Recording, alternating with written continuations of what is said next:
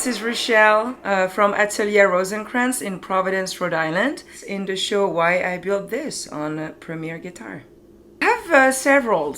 I would say places are a big one. If you notice, my guitar often have the name of a place, a town, or an area. I think the last one was the Honfleur, which is in Normandy. Last year was the Marfa. They often have the name of where they're going to end up. And when it's the commission, I know already where they're going to end up. And that location already gives me clue of things to consider. I think about the Stockbridge, the very rectangular parlor I did. Stockbridge is near the Shaker Design region in West Mass, and that's a very big influence on the regional architecture and other design philosophy. And so that location, knowing like the future home of the guitar, already influenced some design choices. So places, definitely. The inspiration is also from the customer itself, himself or herself, because they also determine what they need. Often they arrive not knowing exactly what they want, so we have to figure it out together. So we define that together. So they are part of the equation in the also design influence.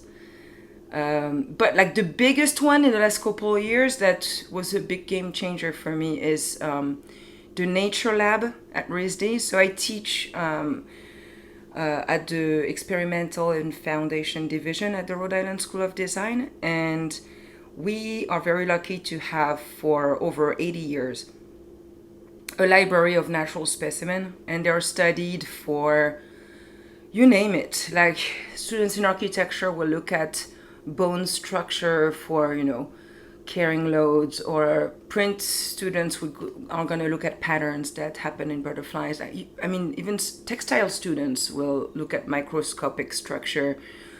It's one of the resources the most used, and for me, it's a candy store. I always take my students there. And actually, that's where I got to learn some of biomaterials, which I totally fell in love with. And I just spent all my time now developing a better recipe to make kombucha leather. I'm on my recipe number 11th in 1 year, how to grow mycelium so it's rigid enough. And I don't think that would have happened without that place. Biomaterials often are there to replace some other materials that are already out there. But there was no one yet, and I'm hoping we're going to be more, exploring what biomaterials can do acoustically. It's a bit of the Wild West. And sometimes it's just for pure fun, it's not a guitar that is intended to be sold, or it's just for a pure poetry of it, like the honeycomb guitar. That was for pure experiment. The honeycomb is a sound diffuser. That's how bees communicate. And the frequency at which they communicate is not far from also the guitar range. So wait a minute.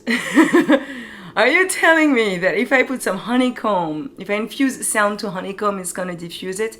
Well, yes, I did some tests, and that's how I started to build a guitar soundboard with specific bracing to trick bees into starting to build combs off of the bridge, which was tricky. I got lucky on my first year. The second year, they didn't do it this year. They just refused to follow the blueprint.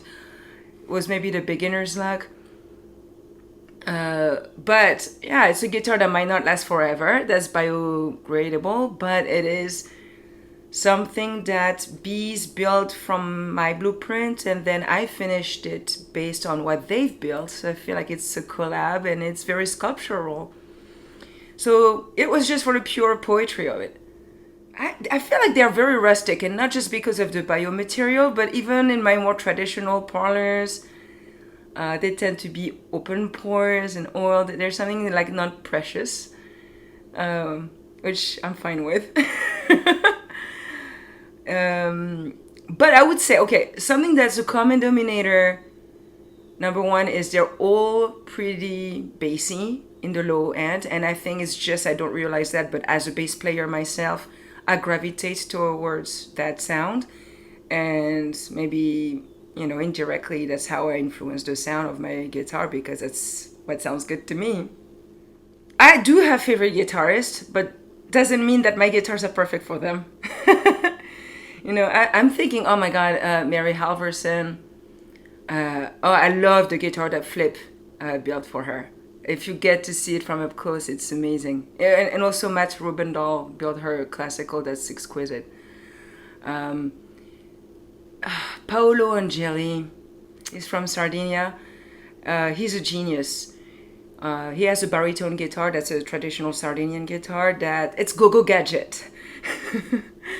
And there's a lot of modification that's been done over 10 to 15 years to his guitar. And at first you're like, ah, that's gimmicky. And you listen and you're like, oh no, everything is justified. If you look, there's a Tiny Desk concert where he plays 5 pieces. I highly recommend it. The thoughts put into that instrument was deserved the time it took to accomplish it, which was over a decade. But I don't know if it's the sound of my guitars that's, you know. Okay, so like something that's kind of chaotic, but like it's an organized chaos. That's how I would describe it. Captain Beefheart. I think there's something that's kind of like, yeah, unpolished, but still very on point. I feel like I hope that he would have like maybe dig my build. There are things where he feels like it's a mistake and it's not, and I like that about him. Like he would record vocals 2 floors up and try to guess what was playing on the first floor to kind of have this kind of out of sync but extremely well thought through. You know, it's the organized chaos. I kind of like that. Thinking of furniture design, because I have that background, I also teach it, so I feel like that could be a natural evolution. So I think I will still be in the music, you know, arena. That's music is my first love. I'm not gonna give up on that.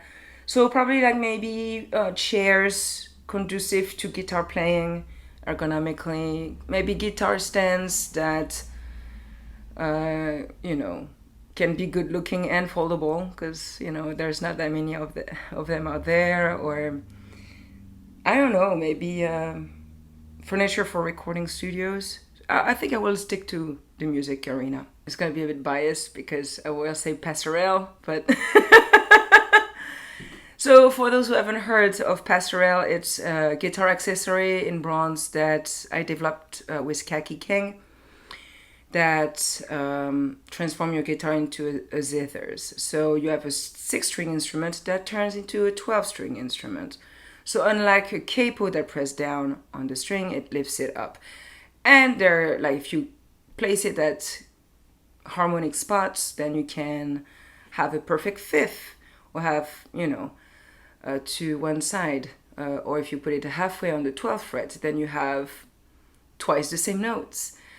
You can do open tunings, so suddenly you don't need to worry about chords. You have just 12 notes that work in simpatico, so it's kind of foolproof in that way.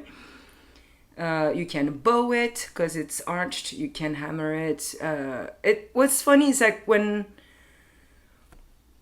Passerelle was in the wild, is to see what people did with it, and you know, that was extremely unexpected. So it's interesting that we have an intent and then the world takes it and does it something different. I think that's nice also about like guitar making in general. You know, you built and designed it with like a goal in mind, a sound in mind, and then it takes off. It has another life that you cannot, you know, predict. So I think this is always fun. And now there's a bass Passerelle. That's the pilot run is done. So we have a cast of like the first round that's available. That's bowable because like you're in the cello upright bass range, and that works for electric. So if you're like into noise music, that could be your best friend now.